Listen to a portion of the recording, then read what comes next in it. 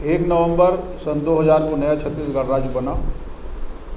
उसके बाद 4 चुनाव हुए, 2003, 2008, 2013, 2018। जैसे कि माननीय रविंद्र चौबे जी ने कहा कि उनकी घोषणाओं के बारे में मुझको याद दिलाना है। 2018 के बारे में हम चर्चा नहीं करेंगे क्योंकि उनकी घोषणा पत्र को जनता ने नकार दिया, उनकी सरकार नहीं आ पाई। लेकिन 2003 में जो वायदे हुए थे उसमें 4 प्रमुख वायदे थे।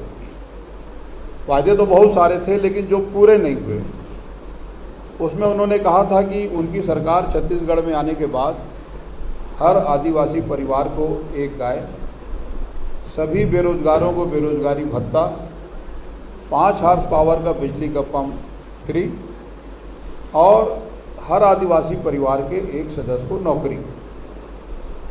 समय बीत गया, 2003 का घोषणा पत्र 2020, 1.5 साल से हमारी सरकार है। इसको घटा दें तो 15.5 साल में वायदा पूरा नहीं कर पाए। कांग्रेस की सरकार को 1.5 साल हुआ है, 3 महीने तो पूरा बंद में निकल गया। 15.5 साल में जो वायदा पूरा नहीं कर पाए वो 15 महीने की सरकार को कहते हैं कि कितने वायदे पूरे किए। वायदों के बारे में बताओ। अब आइए 2008 में जो प्रमुख वायदे थे, इन्होंने कहा था कि हम किसानों को प्रति क्विंटल 270 रुपया बोनस देंगे, नहीं दिया। 2 बार का बोनस मिला, बाद का मिला नहीं। इन्होंने कहा था कि दोबारा फिर से 2008 में रिपीट किया कि हम 5 हॉर्स पावर तक का बिजली का पंप फ्री करेंगे, उसको भी पूरा नहीं किया। अब बेरोजगारों के बारे में बहुत बड़ी बड़ी बात होती है। उन्होंने ये कहा था कि सरकारी नौकरियों में सभी रिक्त पद में नियमित नियुक्ति कर दी जाएगी, ये 2008 में, और 2018 के चुनाव तक नहीं कर पाए। और 1.5 साल की सरकार से चाहते हैं कि पूरा बेरोजगारी समाप्त हो जाए। इतने लंबे अवधि में राज करने के बाद भी यदि नियमित पद में भर्ती करने का उन्होंने आश्वासन या वायदा किया था तो कर देना था, नहीं कर पाए। अब उन्होंने कहा था कि जो हमारे स्थानीय कलाकार हैं उनको अंतर्राष्ट्रीय मंच में स्थान दिलाएंगे। यहाँ के रायपुर के कार्यक्रम में जो हमारे स्थानीय कलाकार थे उनको मिलता था 10,000, 15,000, अधिकतम 20,000। करीना कपूर को लाए थे और एक 15 मिनट के कार्यक्रम का दिए थे 1.5 करोड़। अब आप अंदाज लगाइए कि उनकी सोच किस प्रकार की है। अंतर्राष्ट्रीय मंच की बात करते हैं। अभी नई सरकार आने के बाद आपने सारे कार्यक्रम देखे, किस प्रकार से बड़े बड़े आयोजन हुए और स्थानीय कलाकारों को कितने बड़े मंच उपलब्ध कराए गए। इसके बाद 2013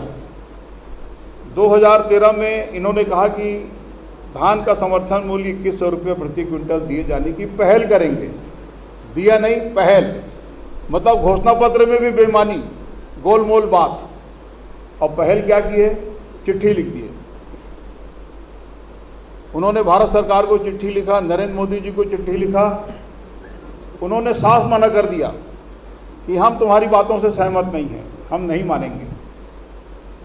एक दाना धान खरीदी का वायदा किया, 15 क्विंटल की खरीदी की गई। पहले 10 क्विंटल की बात हुई, फिर 12 क्विंटल। जब पूरा आंदोलन कांग्रेस की तरफ से हुआ तब वो 15 क्विंटल की खरीदी कांग्रेस के आंदोलन को देखते हुए उन्होंने आदेश किया। इसके बाद 2013 के घोषणा पत्र में मेट्रो रेल व मोनो रेल परियोजना प्रारंभ की जाएगी, रायपुर से राजनांदगांव, रायपुर से बिलासपुर। कोई अता पता नहीं है, बात करने को भी तैयार नहीं। अब तो बात करने की स्थिति में नहीं है, सरकार तो दूसरी आ गई। लेकिन जो वायदे किए थे वो आपको बताना जरूरी है। मेट्रो रेल और मोनो रेल, छत्तीसगढ़ को विशेष राज्य का दर्जा दिलाने का प्रयास, ये घोषणा पत्र है 2013। चिट्ठी तक नहीं लिखे कभी, छत्तीसगढ़ को विशेष राज्य का दर्जा दो, इसका पत्र तक कभी प्रेषित नहीं किया गया डॉक्टर रमन सिंह के द्वारा। लेकिन घोषणा पत्र में बात कही गई थी। ये 2013 का, इसको भी 7 साल हो गए, 1.5 साल घटा दो तो 4.5 साल। 5.5 साल। कॉलेज में प्रथम वर्ष के जो छात्र हैं प्रवेश लेने वाले सभी को लैपटॉप और टैबलेट। आप सबको मालूम है कोई ना कोई प्रवेशकर्ता प्रथम वर्ष का आपसे जुड़ा है कहीं ना कहीं से। क्या सबको लैपटॉप मिल गया, सबको टैबलेट मिल गया? नहीं दे पाए। अब 2013 का एक प्रमुख वायदा और था कि हम महात्मा गांधी रोजगार गारंटी योजना में 150 दिनों का काम देंगे। जब आप एवरेज निकालेंगे तो कुल 38 दिनों का काम दिया। बात हुई थी 150 दिनों का। कुछ ऐसे काम कर दिए जिसके बारे में आने वाले समय में भी चर्चा होते रहेगी। जैसे उसमें एक था, ये तो 3 बार के घोषणा पत्र के बारे में। अब घोषणा पत्र के अलावा जो कार्यकलाप हैं उनको भी सुन लीजिए। बायोडीजल, इन्होंने नारा दिया डीजल नहीं अब खाड़ी से, डीजल मिलेगा बाड़ी से। विधानसभा में चर्चा के दौरान मैंने कहा कि डीजल नहीं है बाड़ी में तो क्या वापस जाएं खाड़ी में? उन्होंने कहा कि आप हमारी हंसी उड़ा रहे हैं, व्यंग कर रहे हैं। आने वाले समय में छत्तीसगढ़ बायोडीजल के नाम पर सिरमौर बनेगा। 1000 करोड़ के लगभग इस राशि इस पर लग चुकी है। अब इनके एडवर्टाइजमेंट के पोस्टर में पेड़ में पाइप लगा हुआ है और सीधे डब्बा भर रहे हैं।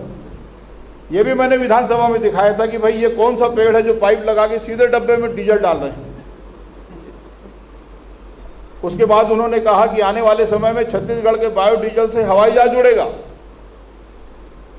हवाई जहाज में इसका उपयोग किया जाएगा। कभी देखा है आपने एक आध हवाई जहाज उड़ते हुए छत्तीसगढ़ के बायोडीजल से? नहीं कर पाए। अब 15 साल की सरकार, उसके बाद भी 47% छत्तीसगढ़ में गरीबी की रेखा के नीचे लोग क्यों हैं?